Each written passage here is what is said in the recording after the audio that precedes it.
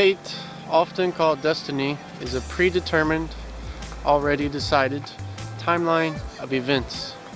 The idea of fate has been intertwined or connected and mixed with human civilization, organized society for thousands of years. In ancient Old Greek mythology or legend, the Moirai was the personification, the living representation of fate. Three beings represented fate. They controlled the mother thread like a rope of life of every mortal, and from birth to death. In English, these are simply called the fates. Even today, we often say Father Time, which personifies time as if he controls our fate. The question is, do you believe in fate? Is your life and individual events already decided? Lately, an often theme in books and movies, etc., is that we make our own fate. I don't know about you, but this concept intrigues me. It's interesting to me. Humans can refuse or reject their destiny or the threads of God or God's controlling us. This next magic trick is a beautiful representation of this idea. You decide your fate. We're here today with Yoko Sensei. So this is a trick about fate. Do you believe in fate? Yes. Yes, okay. You get to decide your fate today. Okay. So I'm going to take about this many cards, and I'm going to cut as many times as you want. So you say stop when you're happy, satisfied. So anytime you can say stop. Stop. Stop? Okay. And now I'll make a square. This is a square. So next I want you to decide your fate. So you say yes or no very fast, suddenly. Okay. So you tell me yes or no. No. No. Okay. Yes or no. Yes. Yes. Yes or no. Yes. Yes. Yes or no. No. No. No. No. Yes. Yes. Yes. Yes. Yes. No. No. And so let's see what your fate is. So this is not related, right? Not the same at all. Not the same suit, but 1 and 10. These are no. So when you chose no for these, this is 1 and 4. Not related. Not no. You deny. Okay. Same. Not really. Oh, almost. And this one, not related. But you said yes for these 5. Huh? So this is the 7 of spades, and this is the 7 of diamonds. Oh. So that's a nice choice. Nice fate. Okay. How about 8? You chose 8 of diamonds and 8 of clubs. And 6. 6 of hearts. 3 of clubs and 3 of diamonds.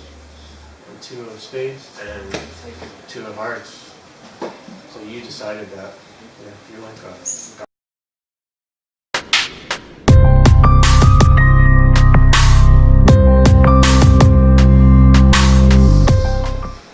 Okay, so next I will teach you how to do this trick. And this trick is nice because anyone can do it. I mean, anyone. A child can do this. So first you need to set your cards. So you need a set of 10 of black cards. I say black because it's better to mix the suits. And a set of 10 of red cards. So start counting off from the ace. So 1,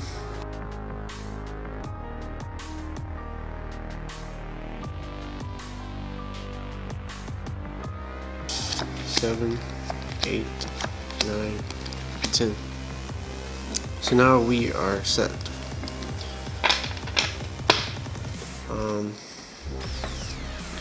So what I did at the beginning is I took this and I bookmarked it with my finger. And if you put your finger in the back, the people watching cannot see it. So I'm bookmarking it with that pinky. And it looks like nothing's there almost. But I have a really big gap right here in the back. But I'm hiding this, they can't see this. So when I start, I take off the cards from the back. Just take it off from back there. And it looks like I took off a random chunk of cards, but it was planned. So next, you shuffle the cards, but the way you shuffle, you should do this, not the person watching. You can cut the cards from the top to the bottom. And the reason is this does not change the actual order of the cards. It's just shifting the order. And you can do this as many times as they want you to do it from any place in the card set, because the order will stay the same. It's just shifting right now. So it was in perfect order, ace to 10. So now it's in 5, 6, 7, 8, 9, 10, 1, 2, 3, 4, 5, 6, 7, 8, 9, 10, and then 1, 2, 3, 4. But it's still in order, it's just shifted. And that's okay for this trick. So when they say stop, you will make a square 3 cards by 3. 1, 2, 3, 1, 2, 3. So go from left to right. So left, 1, 2, 3. 1, 2, 3. 1, 2, 3. So we have 9 cards here. And just to show you how this is working, I will show you what the cards are. These are black. Okay, so I'm gonna put these back for now and continue. So when they say no, you take the top card, just like this. Right, nothing strange about that. It's normal. So when they say no, you will put that. And make sure it's random, tectony, because this will make the person feel extra special at the end. And when they say yes, you are going to pull the cards upside down like this. So you flip your hand like this. But as you do that, you will push with your thumb, push this card back just a little bit like that. So now when I flip it, I can grab this the second card from the top, and this is the yes card. So it looks like I'm taking the top card, but it's actually the second card. But they don't know that because I'm hiding it like this. So yes, you put that there. And let's say they say yes again. So I thumb this card down as I flip. You don't want to do it now because then they will see it. So as you flip, pull it back. And then take the second card. Right, so no, yes, yes, no. Okay. And then these leftover cards are trash. You don't need them. So what happened is all the no's we took from the top, they should not match.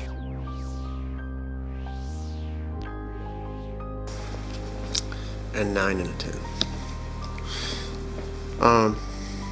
But the yeses should be the exactly same number but different color. So 7, 7, 8, 8, ace, ace, 2, 2. And the reason this works is because we set the order. the math will work itself out if you just do what I just told you. So one more time, let me set it for you and show you from a exposed where you can see the cards